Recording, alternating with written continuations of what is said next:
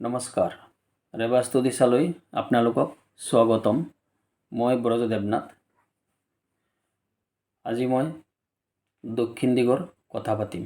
দক্ষিণ দিশ হৈ গ'ল 180 ডিগ্ৰী বা 180 ডিগ্ৰী। মই সকলো সময়ত ডিগ্ৰীৰে কথা পাতোঁ।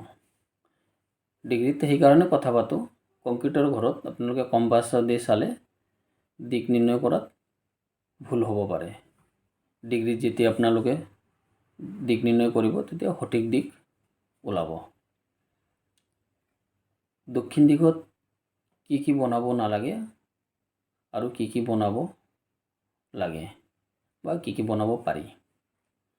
প্ৰথমতে কথা পাতিম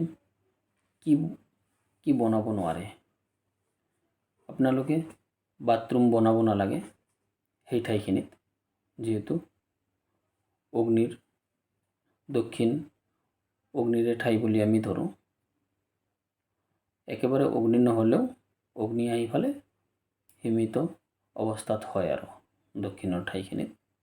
সেইখিনিত আপোনালোকে বাথৰুম নবনাব, চেফটি টেংকি নবনাব বা ঘৰৰ বাহিৰত কুঁৱাও খান্দিব নালাগে। আৰু কিছুমান মানুহে, যিবিলাক মানুহৰ দক্ষিণ মুহা ঘৰ হৈ থাকে, যেতিয়া তেখেতসকলে ঘৰত সোমায় বা বাউণ্ডাৰী দি সোমাব, তেখেতসকলে ভাবে যে ঘৰত সোমোৱাৰ আগত আঘাতে মন্দিৰটোত থকা খুব ভাল, মন্দিৰ বনাই দিয়ে তেখেতসকলে।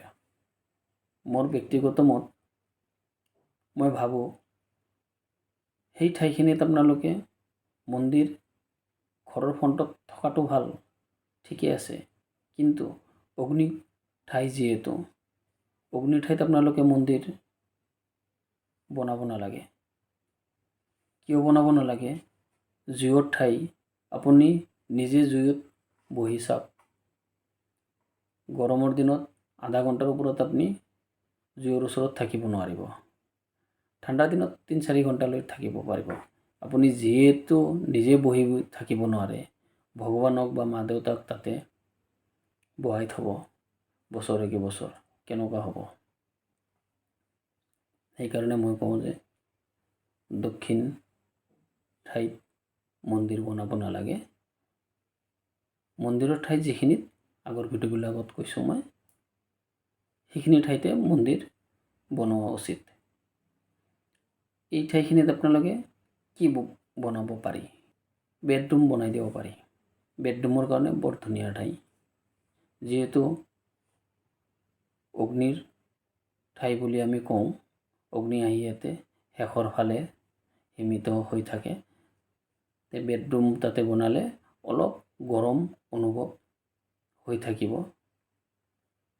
ঠাণ্ডাৰ দিনত এনেকুৱা লাগিব যে অলপ বেলেগ ৰুমতকৈ এইখিনি অলপ গৰম অনুভৱ হয়।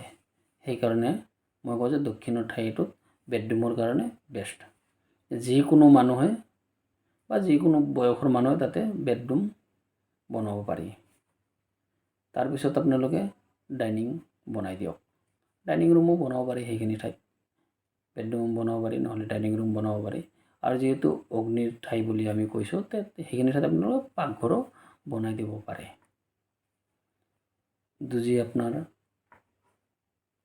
সাউথ ইষ্টৰ পৰা সাউথ ইষ্টলৈ কোণাটো কাটা থাকে, তেতিয়া এইখিনি ঠাইত আহি আপোনালোকে পাকঘৰটো বনাই দিব পাৰে। উপায় নাই, যিহেতু সেইখিনি দুটা অলপ ডিগ্ৰীটো কাটি যোৱাৰ কাৰণে এই ঠাইখিনিত আপোনাৰ পাকঘৰ বনাই দিব পাৰে। কিন্তু আপোনালোকে বাথৰুম আৰু চেফটি টেংকি আৰু মন্দিৰ একেবাৰে বনাব নালাগে। যিয়ে নহওক, আজিলৈ ইমানতে এৰিলোঁ। হৰে কৃষ্ণ, ৰাধে ৰাধে।